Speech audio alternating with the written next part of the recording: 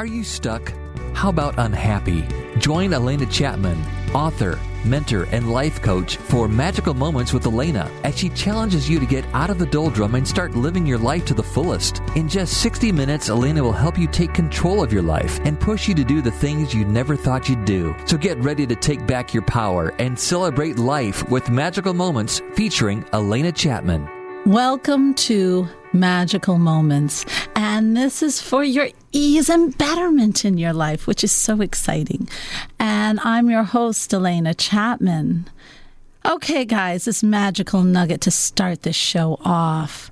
I'm getting down to brass tacks here, and I am saying, wake up, people, wake up. So, yeah, I have to say, today when I was driving in here, I'm like on fire. Because I have been observing things, and I have been seeing how this is all playing out with this so-called new norm that doesn't have to be a new norm, all right? And I am watching the attitudes, the looks, the behavior of people. And guys, it's time to wake up. This is not the new norm. It is not, because it's missing one of the greatest components, and that is love, kindness, understanding. It is missing something so important and is detrimental to our own well-being. We are so wrapped up in, oh my gosh, everybody out there is sick but me. Or those people wear masks and I don't want to wear a mask. So we separate ourselves. Constantly we're putting ourselves in isolation. We're putting ourselves, us against the world. And that is a very, very sad place to be. Because that's not what it's about. It's not. Right now, more than anything, and I'll start breaking out in song, love, love, love. Watch out. We need to have more love. We need to somehow get ourselves out of the mindset of everybody out there's sick or everybody out there's going to contaminate me, and open ourselves up to the love. Love will protect you. Love will help you grow. Why? Because love is spirit, and spirit is love. You hear me say that over and over again. It's not just words, guys. It's alive. And love can be, all right, you don't have to go out there gushing all over the place. That's not the kind of love we need. We need a higher understanding love. A love that says, okay, you're different than me, but my God, you're just as valuable. And we all are on our own journeys, understanding that. And just looking. You know what I teach in my workshops? One of the first things I teach is how to look into a person's eyes. How many times do we look in people's eyes? We don't. Now, you think the masks would have us look into people's eyes, but I'll tell you what, people divert their eyes so fast, it's very hard to do it. But looking in someone's eyes, you can actually see their soul. What do I mean by that? I mean, you can see the awesomeness of that person. You can see their love. You can see their journey. You can see who they are, the beauty of them. We all have that inside us. And how can you not love that? And they can be spewing some of the worst things, but boy, it's there. And do you have to go up and give them a hug? No. But my gosh, it helps you to understand that, okay, that soul is beautiful, but somehow it's got to that person is working to get themselves back into that soul. And you have to love them for that journey, because we're all on that journey. We're all on the journey to live a higher self. Why do you think we all want to be in heaven so bad? We want to have that wisdom, that knowledge, and that growth. Right now, we need love. We need to bring spirit into the equation. We need to bring spirit back to life. And sometimes we have to go in baby steps. Sometimes we have to heal. But our goal, and every little step we take is to that love. And today, we're going to be talking to someone who is that wonderful, cool step to having that love. And, by the way, it's also her birthday. Her name is Naya Powell. She is a #1 best-selling author, third-generation entrepreneur, CEO, founder of Spa Utopia, which delivers luxe spa and virtual wellness and experiences on demand, and the Utopia Living Brand. Don't you think there's a little love in that Utopia world? I certainly do. Powell's educational background includes, a degree in business administration, and she has all this incredible stuff, but I want to get to the good. Right now, as a holistic lifestyle strategist and executive coach, she offers 10 plus years of experience providing wellness and solutions for individuals, top brands, and Fortune 500 companies. Naya and her company's client list includes the 2020 Olympic Trials, NFL Super Bowl. See, I really wanted to get to this, guys. The Ritz-Carlton, Google, Martha Stewart, Sean Combs, Angela Bassett, and many others. Isn't that cool?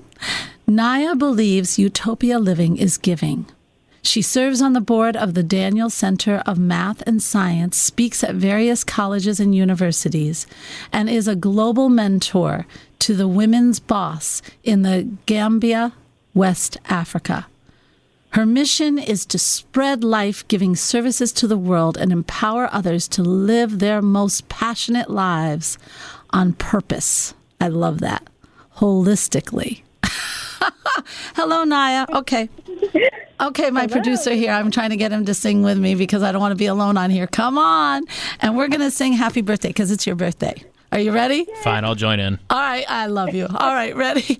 Happy birthday to you. Happy birthday to you. Happy birthday, dear Naya. Happy birthday to you. How special. Thank you. You have a beautiful voice. Not for singing, trust me. Oh, how wonderful. Oh, it's so wonderful to have you on. Thank you. It's a pleasure. And it's a wonderful way to be celebrating my birthday with you. Oh, it is. I bet you're kind of surprised. I bet you don't go to many interviews that they sing your birthday. I know. This is perfect. This is the best one ever. How fun. Oh, my gosh. Well, let's make it a beautiful day, and let's talk about mindfulness. And I love this because this is, well, first of all, why don't you tell people a little bit more of exactly what you do? Because we all know Utopia. Well, what do you define as Utopia? What do you, what is this thing you're offering people, No, that's a perfect question, Alena. And so basically Utopia means paradise or heaven on earth. And I like that. I believe we can be very intentional. We need to be intentional about our everyday lives. And by being intentional, we can recreate moments and themes that really bring us joy, that bring in love, that bring in healthy relationships, starting with the relationship with ourselves and our relationship with our creator, starting with, a relationship with our community, but looking at those relationships from a holistic lens, mentally, spiritually, emotionally, professionally, personally, all the spokes that make up the wheel of life. And really recreating themes that bring us joy and peace and abundance. And so that's what I'm a big believer in, unleashing abundance in our mind, spirit, body, and relationships. And when we're unleashing abundance through intentional acts, then we are recreating utopia every day, even in the midst of difficult times. That's the thing. And we can get that intention. I know it. I live it, And we can get, it's a refocusing of our mind, correct? Yes, it is. Absolutely. And I was just having a conversation with someone who had been through a lot in their life too. And we understand that it's a perception game. It's a perception game. But what people, they say, but Alena, it is so, how can you say that? Look at this world. Look at everything that's going on. Look at my neighborhood. Look, I have to wear this dumb mask. I say that actually. But this is what, people, but they get swallowed up by it. Yeah. And they think this is the realness. So what is a good, okay, so we're going to jump from this to Utopia Living. Okay. Well, I know you do things with mindfulness. What is mindfulness, and how can mindfulness be one of the first steps that we can start to take to change our perception? Yeah, and I'm gonna digress because I think I answered part of your question about what is Utopia, but also what exactly do I do? So, yes. As a holistic lifestyle strategist, I empower people by equipping them with the tools that they need to really create peak transformation in their life. Right. And in all the areas we just spoke of, in that holistic lens, creating harmony.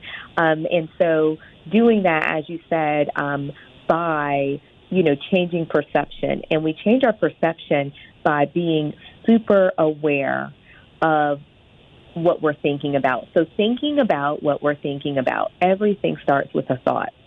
Yes. And so mindfulness is the act.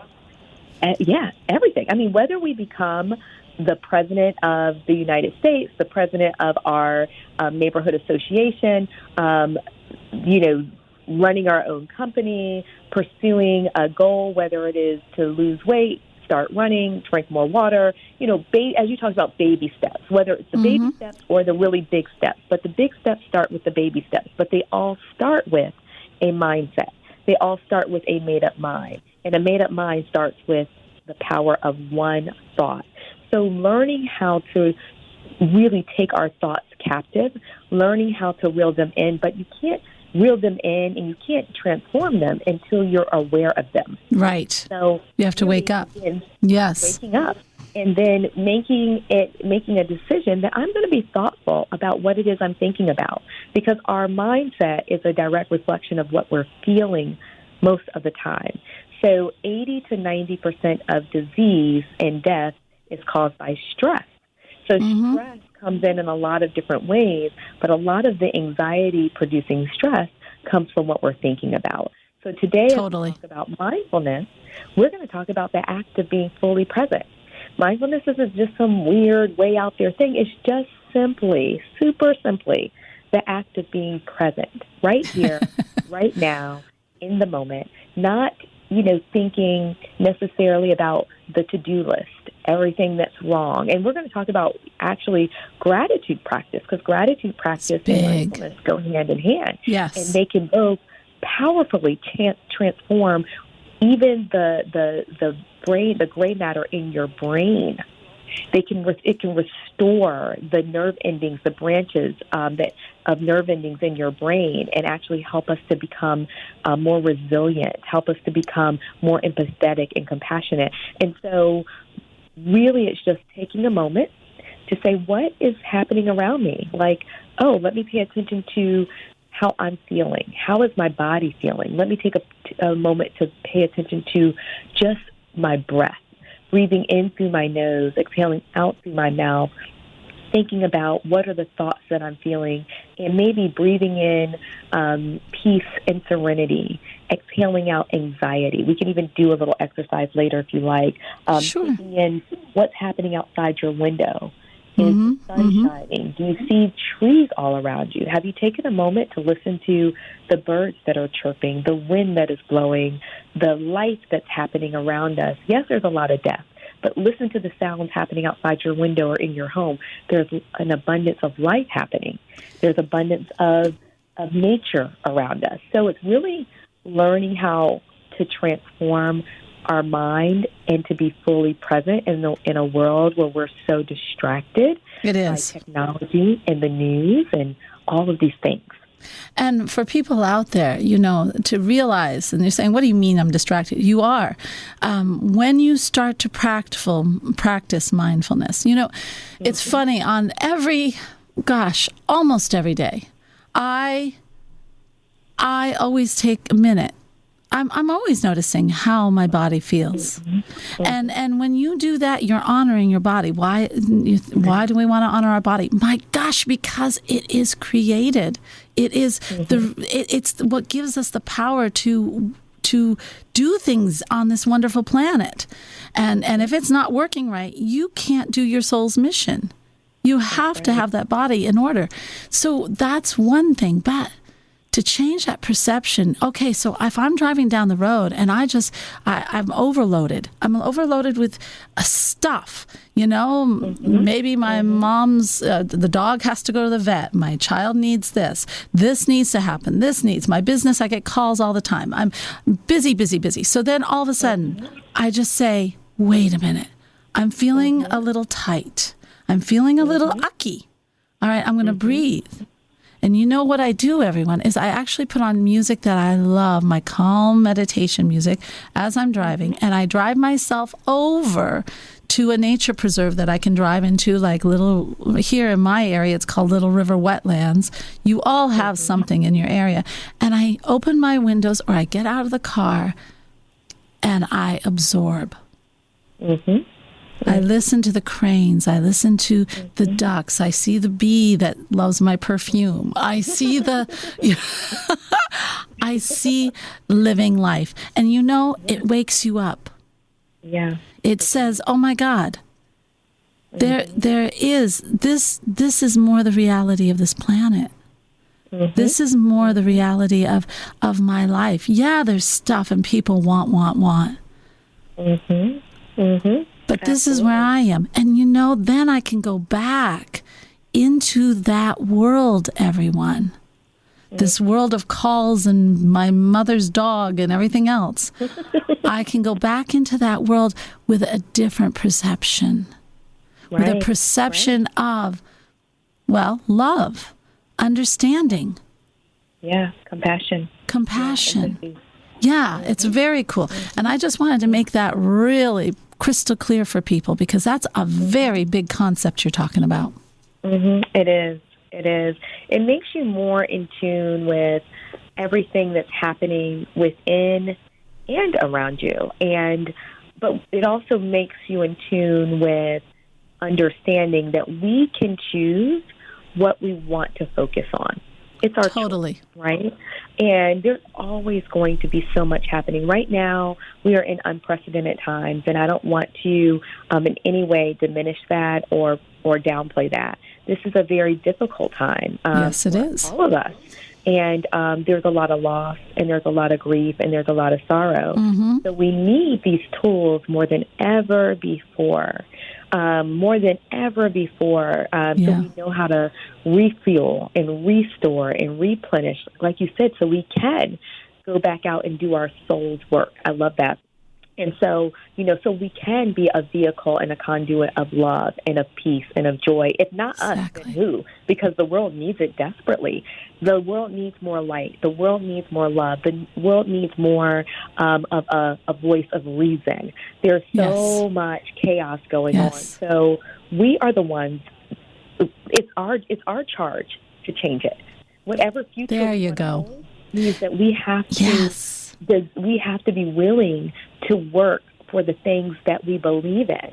And if we believe in love, if we believe in peace, if we believe in humanity, if we believe, you know, that all lives matter, if we believe that in unity, if we believe in these things, then we have to make sure that we are nurturing our mind, spirit, body, and we have to have practices like prayer and meditation and mindfulness and know how to fill our cup, so we can go out into the world and help to fill others. And you know, we always put our faith in everybody else but ourselves. We always put it in the president. We always put it in the heroes. We always, you know, everybody who's a hero. But we're not saying we are. We're saying they are. We always put it in somebody outside of ourselves. But this is what we're saying. Both of us are saying right here, right now, that you are the hero. You guys are the hero. Every single listener out there, you are the hero. And I just want them to just hear that, because when you're the hero, you got to keep yourself in a place where you can be the hero. That's one thing that's so wonderful in this beautiful country we live in, is that we are the voice of our world. Each one of us. So isn't it time to stop complaining and stop saying it's their fault? When are they going to make a change? And when are they? You can make a change right in your backyard. And the one powerful thing is, it's all up to you and what you do and your mind and your thought process, like we're talking about. But my gosh, the one thing you will find from this is that there is an incredible ripple.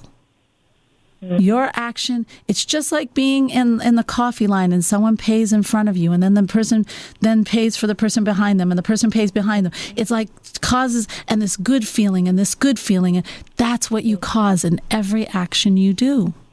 Absolutely. So, it's true. So let's talk some of this mindfulness.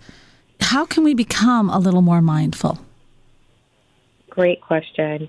We can become a little bit more mindful, but by just taking an intentional moment throughout the day. It doesn't always have to be 30 minutes of, everything is shut down and shut off, and you're going to practice. Can't always do that with a candle and be quiet and centered. But it's in the everyday moments. It's starting your morning with, I would say, baby steps, maybe 3 minutes if you feel like you're pressed for time, of just taking in cleansing breaths. I start my morning first and foremost very mindfully by just saying, thank you, God. Just before I turn on, I make sure I have my phone on Do Not Disturb. So I'm creating a space of mindfulness by removing some distractions for the time that I desire to have rest time from 10 p.m. until about 7 a.m. It's Do Not Disturb. When I wake up, I gratitude journal. So just taking a few moments in the morning to simply breathe. You might take 3 minutes to just say, I'm going to take 3 minutes when I first wake up. I'm not going to look at my phone. I'm not going to check text messages. I'm not going to do anything else until I just take 3 minutes. You might put on some tranquility music in the background. Have a cup of tea. Have a cup of tea and make it a morning practice. Yeah. You can make it as involved as you want. For me, it's gratitude journaling. For me, it's reading scripture. For me, it's playing. I have a playlist that I put my YouTube on every single morning, and that's how I start my day. I recommend doing these things to engage all your senses. I spray my aromatherapy, and it sounds like a lot, but you know what? It doesn't take long to create habits. And me tapping my YouTube and in my music and reading a little scripture and writing in my gratitude journal, that's usually about a minimum of about a 10-minute morning routine. But if I have more time, because what happens is in being mindful and just letting my body ease into the morning and to just taking in a few breaths, to just saying, thank you for waking me up this morning, and just laying there for just a few more minutes before I'm turning on the news and doing all these things that are not mindful.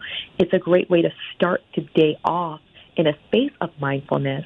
But if I can spend more time, what happens is my gratitude journaling, instead of writing down just 3 things, and I'll petition you to take 3 minutes and think of 3 things that you're grateful for, and take in some cleansing breaths. And just pay attention to how you're feeling. Just start there. You can do that literally between 1 to 3 minutes. You deserve it. If you don't take time, it will take us. So that's a great way to start. But a lot of times what happens is once you start thinking about things that you're actually grateful for and you're mindful of the abundances of your day, you're mindful that you had a surprise text from a person that you hadn't heard from in a while, that you actually had a chance to sit on your back patio or your front porch for a few minutes and you saw a neighbor go by and you had a warm, friendly 2-minute exchange with your neighbor. socially distant. See, it's the little things. Or, you ended up accomplishing something that you have been working on for a while. Celebrating those small wins, it reroutes your brain. It reroutes your thought process. You'll start thinking of not 3 things. Before you know it, 3 things has turned into 6 things, and 6 things has turned into 9 things. Yeah. And if you give your mind and your space the capacity, the time, you will notice that you have a whole page. Sometimes I have 2 pages of things that have happened in a day. But if I didn't take the time to be mindful, to be aware, it would have come and gone. Just talking to my parents, just a brief conversation, that's something I'm grateful for. Everybody's parents are not still here. You see what I mean? It's all the little things that make the richness of life that money cannot buy. It's also, true. Other ways to be mindful is just at a meal. Yes. Maybe you want to anchor it at times when you're eating. Taking a moment to be mindful, just to smell your food, to look at your food, to pay attention to the fact that you're blessed to be putting nourishment in your body. And then it helps us to even become more mindful about what we're choosing to put into our body. Do you see what I mean? Yes. We don't understand how powerful this gratefulness is. And when you're talking about the meal and everything, I always talk about, the morning connection is extremely important because let's face it, guys, if you know how you feel when you get up and all of a sudden you have to hurry, like you're late for school for your son and you're hurrying and you don't even get to think and you're out that door and before you know it, you drop off the kid and you're like, oh my God, now what? Now what am I going to do? You know what I mean? Yeah. You're living unintentionally. And then before you know it, you listen to the news and there's a crisis and your mind goes there and you're angry as you go to that stoplight. Yeah. Do you see how your whole day sets up in the wrong way? Yeah. Yeah, and you're absolutely right. So that morning connection or that routine, as Naya says, is something that helps you to start your intention in the right way for your day. And I have my own morning routine and my morning connection. And I always say it needs 3 things: to connect to the inside of you, to connect to something higher, and to set your intention for the day. Mm-hmm. Mm-hmm. I love that. And we are at Magical Moments, everyone. And we're going to take a break. But when we get back, we're going to start talking about some really definite tools like that morning connection so that you can start waking up. And then guess what? You can spread that love inside you. We'll be right back. You're listening to Magical Moments with Alena Chapman, helping you find your inner purpose. Learn more online at soulmanifesto.com. Welcome back to Magical Moments. And we are having a fantastic conversation about how to bring some utopia into your world. And yes, I do mean utopia. So right now I'm talking to Naya Powell, and she has done, she talks about utopia. She has worked with some of the most incredible people in the world who want to bring that utopia into their world. And why do they want to? Because they understand the power of changed perception and intentional living and living in a place where you're happy can help you impact the world in the most positive, glorious ways and create your world. Okay? That's really what we're talking about. So it's manifestation, it's spreading love, it's really creating a world that is like heaven on earth. So, Naya, let's talk a little bit. We were talking about the morning connection or the morning habits. And then during the day, just as well as I, we can start off great and we're doing great until about 10, 11, 12 o'clock. And then wham, that bad news or that meeting I forgot about and it's happening. And I'm supposed to be presenting in this meeting. Those little surprises we get in our life, So how do we, or we're going in for an interview, how do we pull ourselves together? How do we not let our whole being turn into this chaotic surge of fight or flight? Absolutely. So as you said, Alena, we have all of these unpredictable moments that pop up. And that's kind of the definition of stress, things happening that we are not able to control, and that creates stress. And so, in my book, 30 Days to Utopia Living, I talk a lot about these utopian lifestyle strategies and offer coaching exercises around how to manage these particular things. So for those pop-up moments, one of the things that I recommend is that you want to have the tools to anchor you, right? You want to have a tool, your self-care toolkit.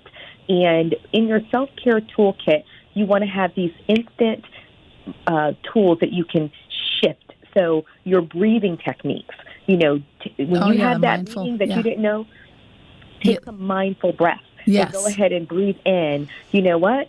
Affirming thoughts. Breathe in, just simply breathe in peace. Exhale anxiety. Do that for a couple of seconds. Say, I got this, and what do I need to do? I am a big believer in lists. When you talked about our morning intention. Yes. So in addition to your morning gratitude, you create your daily intention by writing down 3 to 5 things that you want to get done that day. You're going to apply those same tools throughout your day. If something pops up and it's like, oh my gosh, I'm supposed to be here in 15 minutes, I want you to take a moment to breathe, because you can't get it done if you're not breathing. Exactly. You cannot. Take a moment to breathe, take a moment to pause, and to recenter and say, okay, I've got this. I've handled more. I can handle this. And what are the next 3 things that I need to do? How do I prioritize, and what do I need to reshift? So we're reframing. So we're going to go out of that, oh my gosh, everything's crazy. I'm anxious. I can't do this. You're going to move into, I've got this. You can do this. I can do this. Take a deep breath. And what I'm going to do is pull up an email. I'm going to Google something. I'm going to pull some notes together. So what are the next action steps that you need to take? And you're going to mindfully move forward. And so I love that. That's very cool. Baby steps. Yeah, and it is. Forward. Yeah. And I always say strategic baby steps, and that's because it moves, you're moving in a direction. I love, yes, in the morning, and that intention is so cool. And I do write down those things, what I want to accomplish. Just so that to get it out to the listeners and to you, I always add, though, that's kind of an important, I love this one because this helps me to stay in my trueness. I always write, okay, I've got all these things to do, plus I want to add these 3, or I want to accomplish this somewhere in the day. But right here, how do I want to feel today? What do I want to be running like a chicken with my head cut off? Do I want to feel powerful and together? Do I want to feel calm and peaceful? How do I want to handle this day? And I actually write it down.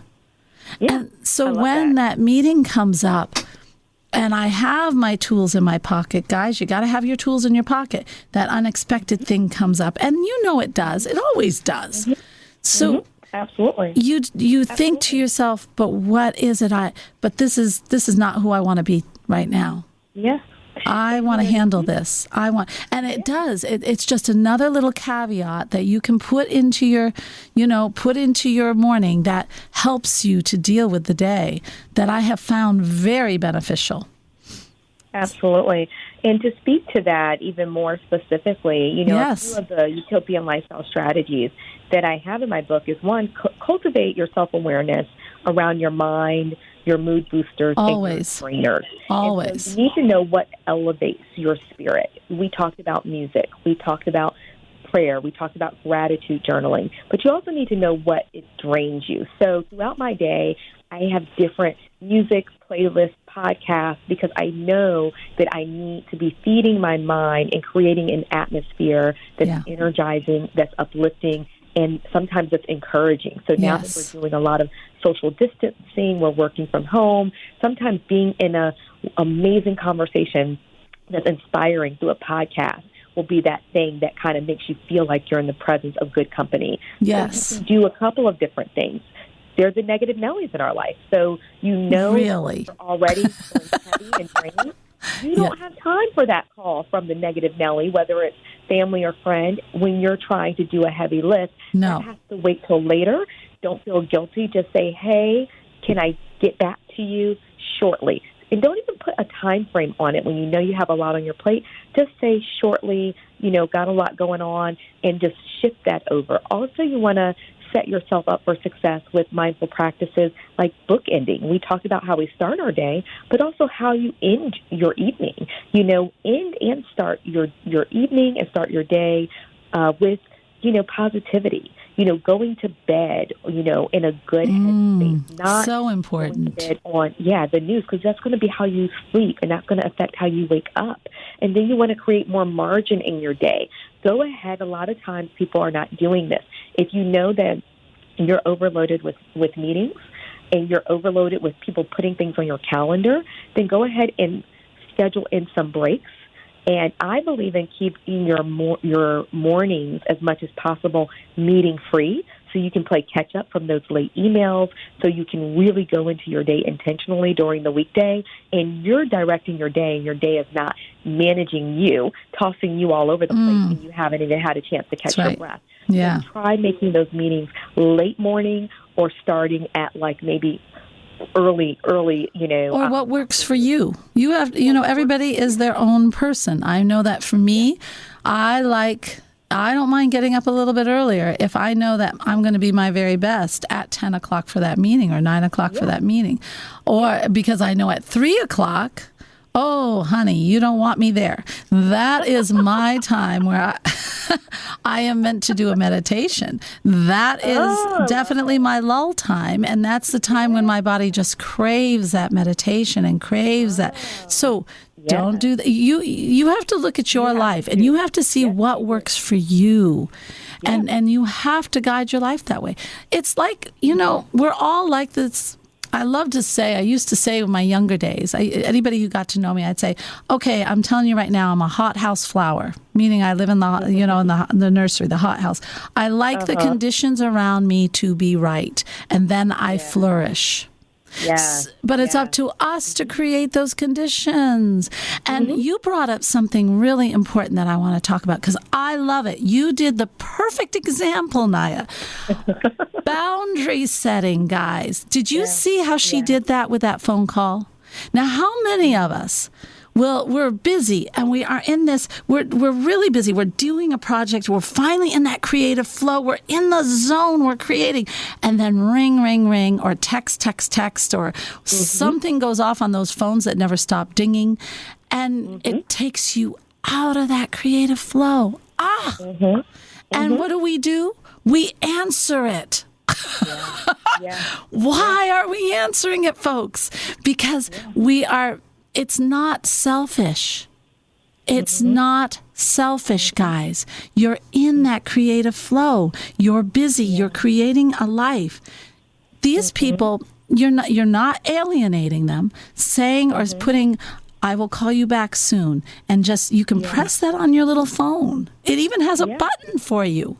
And it's okay. It's okay. Because you have to create that environment around you that's going to make that creative flow even more. That is what our soul is about. It's not about every phone call that comes in we have to answer. I love that. That was very big, Naya. Because we struggle with that. And, if we don't, all of these distractions will hijack our life, and they'll hijack our purpose and, our ability to create, meaningful contributions in the world. I think about the season last year when I wrote my book. I was able to write it in 2 months, but that sounds unheard of. But it was a season of me sharing with friends and family that I'm going to be very heads down, a lot of do not disturb time on my phone where, and I literally put it face down. And we can't do that every day, but we can't do that for 2 months, but we can do that for little pockets every day where we need to get through a deadline.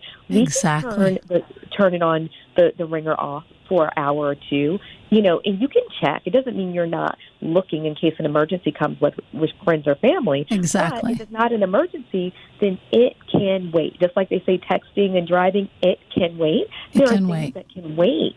And so I think recognizing that. And, I also just want to say our relationships are so important. And sometimes we feel like we have to be at everyone's beck and call. But what happens is we don't put proper boundaries. We're not having a healthy relationship with ourselves. And Exactly. so we also have to be compassionate with ourselves. We also have to show ourselves self-love and self-care, and that is what self-care looks like. But we can also be super intentional.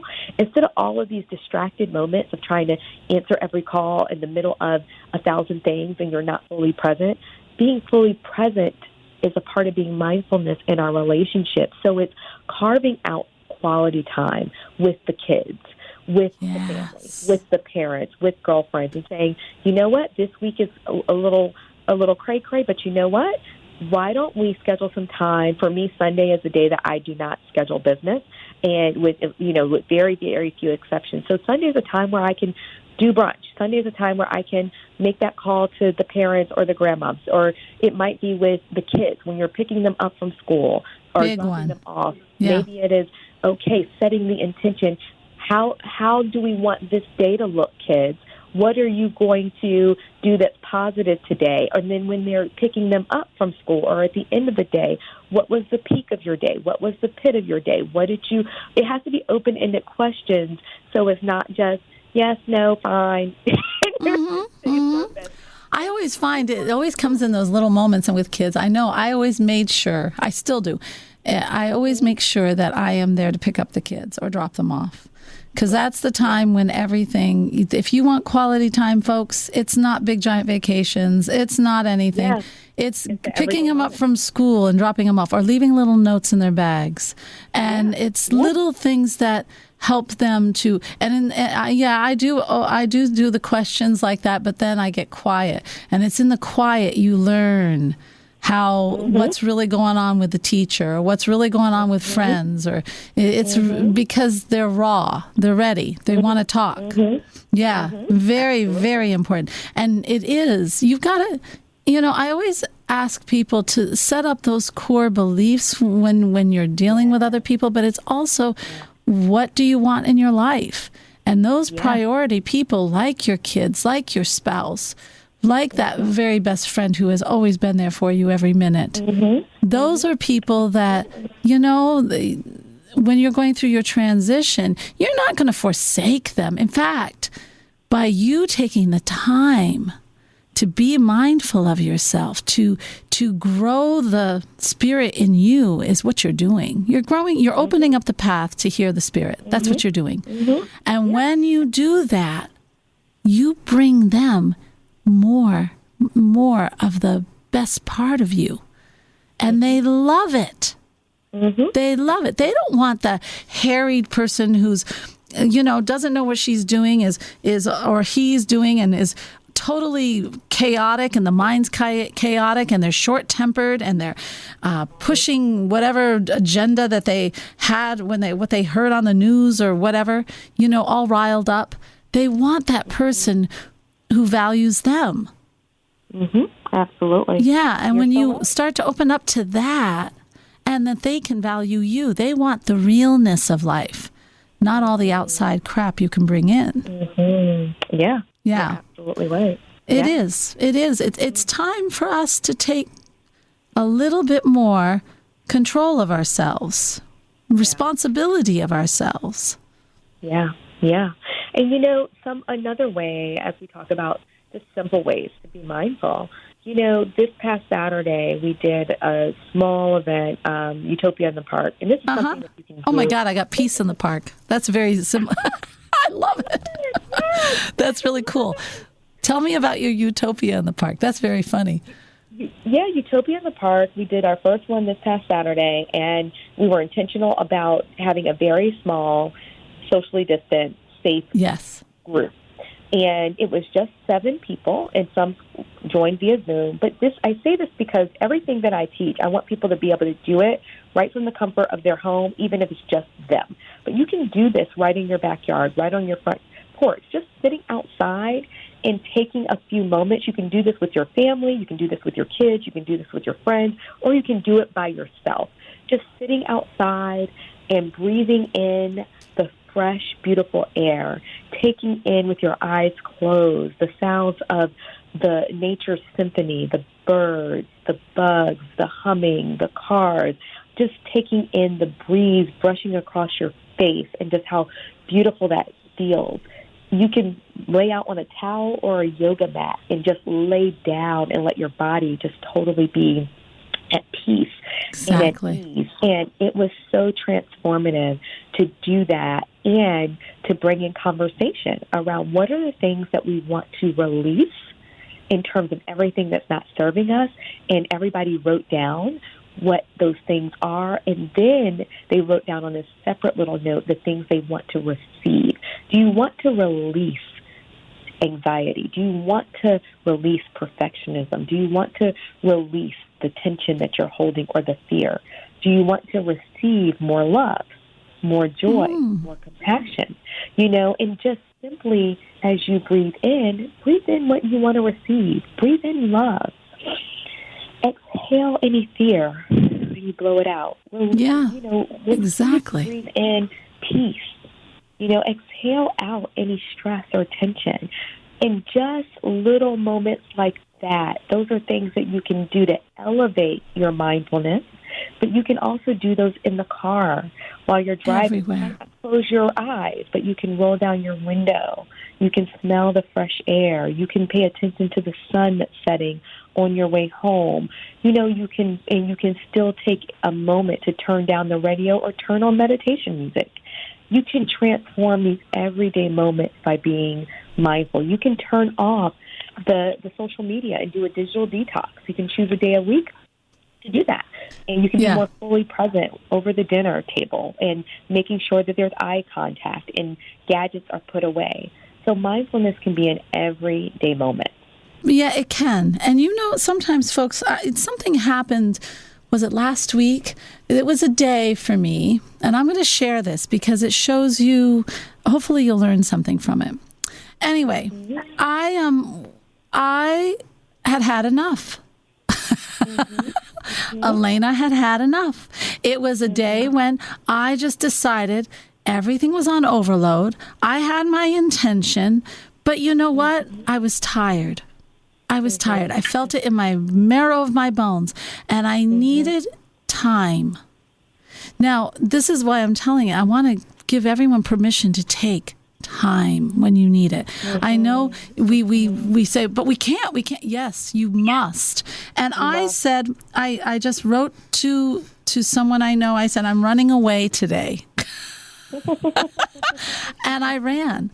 Now, this is what's so cool. Sometimes I think there's something inside you that says you've got to run, and there's a reason. There's something there. There's a seed percolating. So I went out.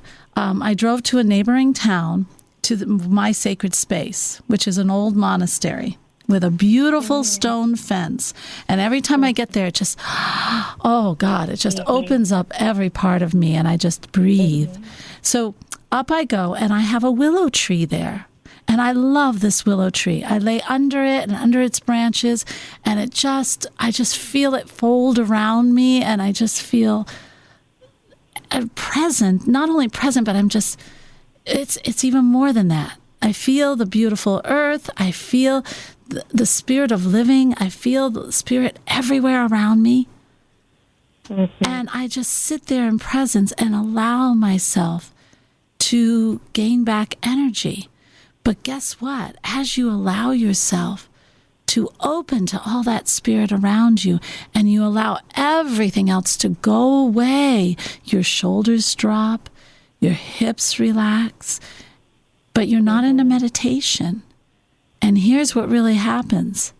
And then the idea that has been percolating inside of you has a chance to open up into your mind. And then all of a sudden that can be an idea for something in your business, something with your kids, something in your life. And it's big. And it's one of those strategic baby steps that just popped into your head. And so, but if I had kept on with my busy day, feeling really tired, if I had not listened to my body, if I had not listened to my whole being, and I had stayed the good soldier doing what I'm supposed to do, I would have never received the idea. I would never feel so good. Yeah. Yes. So I'm giving you permission. You each have to know yourselves, and you know your schedule. And if you need time, you owe it to yourself to take that time. It is so important, because if you don't, you and everyone around you suffers for it. Quite simply. Yeah. It's very important that Utopia has to begin with us recognizing what we need to be the best we can be. Do you agree? Absolutely. Oh, I do. Utopia begins with us. It does. And, I love to say, elevate your thoughts and you'll elevate your life. And, there's a scripture I love, and it says, do not be conformed to this world, but be transformed by the renewing of your mind. And so we have to know how to renew our mind. And if you can renew our mind, we can renew our lives.